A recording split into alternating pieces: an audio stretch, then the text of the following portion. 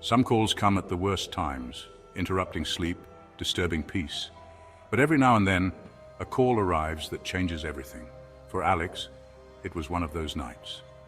The sound of the phone buzzing in the dark was enough to send a ripple of unease through the stillness of the room. Who could be calling at this hour, and why? When the voice on the other end spoke, distorted and unnerving, it whispered only one thing: Alex's name. Then just as suddenly it was gone. No explanations, no reason, only silence. Moments later, a message from Mark, an old friend who had been distant for weeks, appeared. "I need your help, come alone." What Alex didn't know was that this was just the beginning. A disappearance was about to unravel a mystery darker than anything they could have imagined. A journey into the unknown had begun.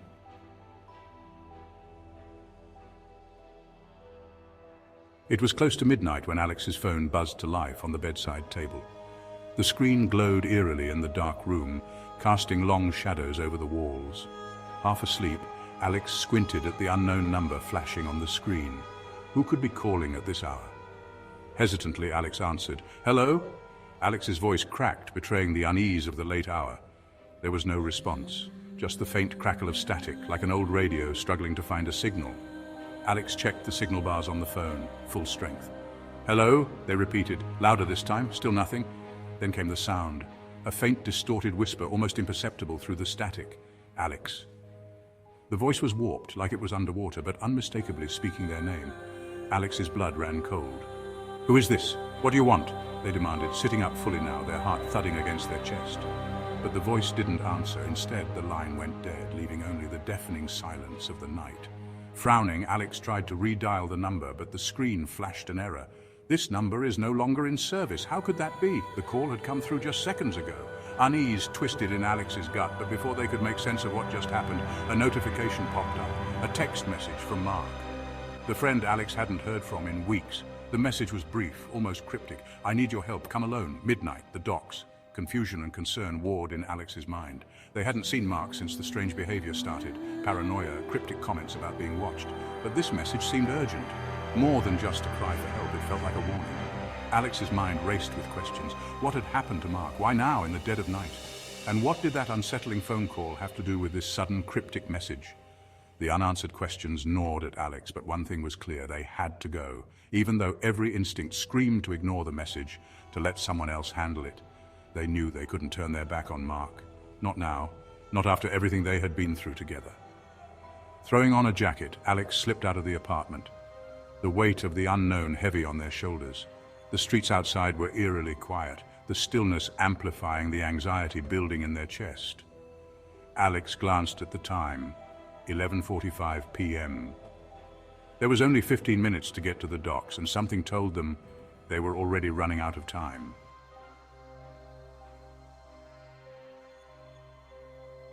The drive to the docks felt longer than it should have. Alex's mind was racing with thoughts about Mark, their once close friend who had been acting increasingly erratic in the weeks leading up to this strange midnight meeting. The message, "Come alone," echoed in their mind, a phrase that held both urgency and danger. Arriving at the docks, Alex found the place deserted, shrouded in mist. The faint hum of water lapping against the pier and the distant sounds of foghorns were the only things breaking the silence.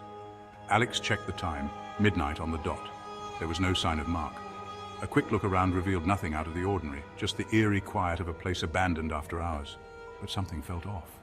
The air was thick with unease, and Alex's instincts were screaming that something was very wrong. After waiting for what felt like hours, Alex made the decision to head to Mark's apartment. If he wasn't here, maybe he was at home, or maybe he had left another clue behind. The drive back to the city was a blur of dimly lit streets and uneasy thoughts. When Alex arrived at the apartment, the unease only deepened.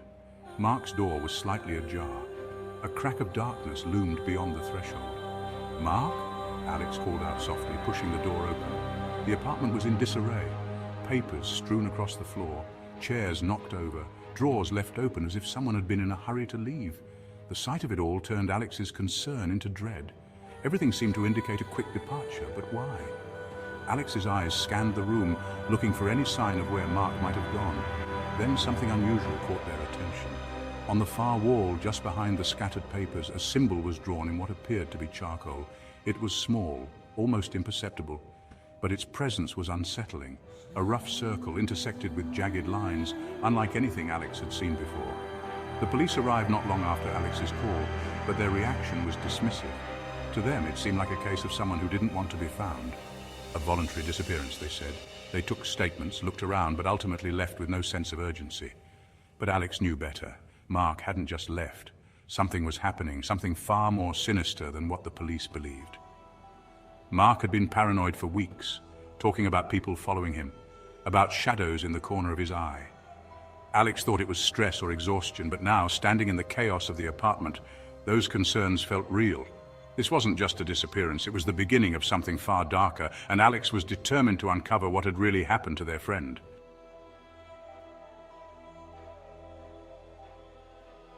In the days following the unsettling discovery at Mark's apartment, Alex became consumed with unraveling the mystery.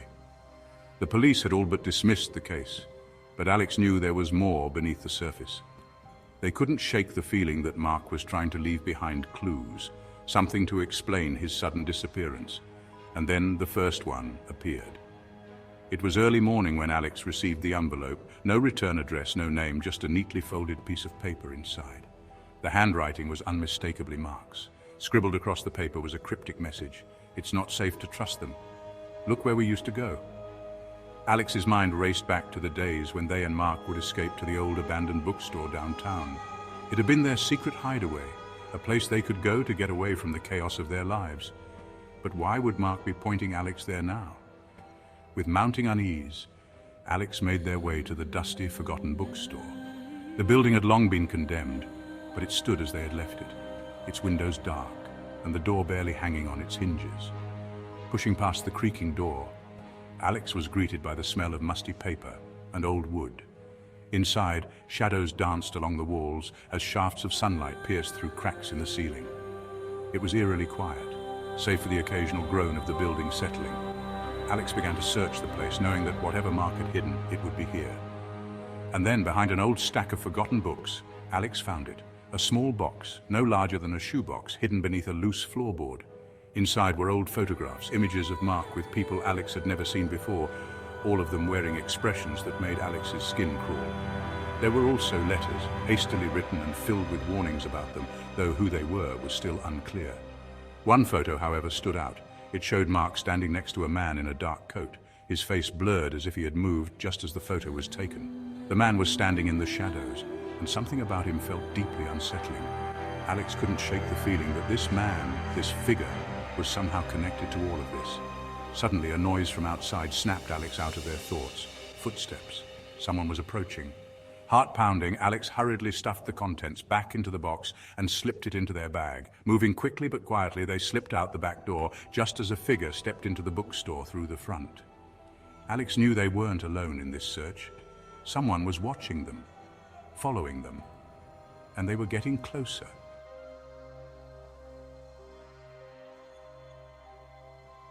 Alex could feel the weight of the discovery in their bag as they moved through the quiet streets. The photographs and letters were evidence, proof that something sinister was happening, but what? And more importantly, who was the man in the photograph?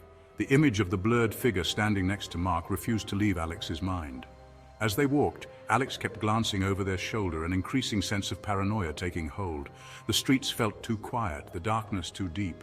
It wasn't just fear playing tricks on their mind. They knew someone was out there, following them, watching their every move. It started subtly at first, a shadow moving just out of sight, footsteps that seemed to echo a little too closely behind. Alex's heart raced. Could it be the man from the photograph? Whoever it was, they were closing in. The feeling of being hunted finally reached its peak when Alex turned a corner and saw, for just a split second, a figure standing at the end of the street. The dim streetlights barely illuminated the figure, but the long coat and wide-brimmed hat were unmistakable. Panic surged through Alex's veins. They took off running, feet pounding against the pavement, desperate to get away. But no matter how fast they ran, the footsteps behind them only grew louder, closer. Whoever was following was faster, more determined. Alex darted down narrow alleyways, slipping between buildings and losing themselves in the maze of the city. For a moment it seemed as though they had lost the pursuer. But then a cold voice cut through the night. Alex. The voice was low, menacing, and far too close for comfort. Alex's breath hitched and they spun around to face the source, only to find the street empty. No one was there, but the voice, that voice, was real. In a state of panic, Alex pushed forward, running without direction, just trying to put as much distance as possible between themselves and whoever was out there. But the city's darkened streets offered little refuge. Every corner felt like a trap, every shadow a potential threat. Finally, Alex ducked into a dimly lit cafe. The bell above the door jingled and a few late-night patrons glanced up from their seats, eyes tired and indifferent. Alex made their way to the back, hearts still racing, trying to collect themselves. Outside, the figure from the street was nowhere to be seen, but Alex knew this wasn't over. Whoever was following them wouldn't stop. Not now. They were getting closer to the truth, and someone wanted to keep that truth buried.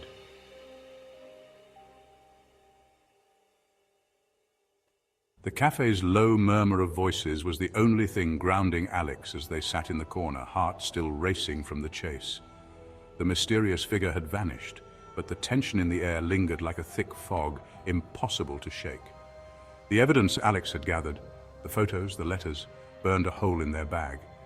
They knew the answers lay somewhere in those clues, but putting them together felt like trying to solve a puzzle in the dark.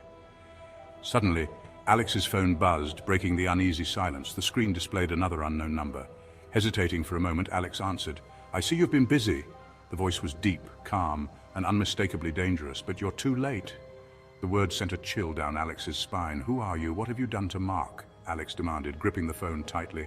A soft chuckle followed. "It's not about what I've done, it's about what Mark did. He knew too much, just like you do now. But you can't stop this." Before Alex could respond, the call disconnected, leaving only the quiet hum of the cafe. It was then that Alex realized the truth. Mark hadn't just been running from someone. He had been running from something far larger than Alex had imagined. Whatever this was, it wasn't just about Mark. It was about secrets hidden in the shadows of the city.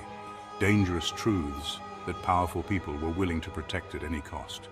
Determined not to let fear take over, Alex pulled out the photographs once again. There was one detail they hadn't noticed before, something in the background of the photograph of Mark and the mysterious man. It was subtle, almost invisible, but there it was. The same strange symbol that had been drawn on the wall in Mark's apartment.